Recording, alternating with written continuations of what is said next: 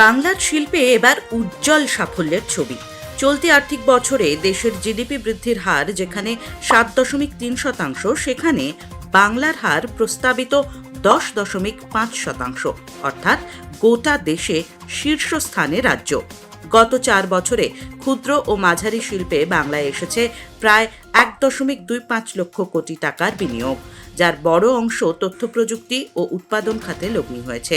এই লগ্নির হাত ধরে রাজ্যে তৈরি হতে পারে 75,000-এরও বেশি কর্মসংস্থান। এরই মধ্যে শেষ পর্যায়ে পৌঁছেছে পূর্ব ভারতের প্রথম ওয়ার্ল্ড ট্রেড সেন্টার, যা রাজ্যের শিল্প সম্ভাবনাকে আরও এগিয়ে দেবে। সল্টলেক সেক্টর 5-এ দ্রুত এগোচ্ছে নতুন আইটি প্রকল্প, পাশাপাশি দুর্গাপুর, আসানসোল, শিলিগুড়ি ও হলদিয়াতেও চলছে প্রস্তুতি।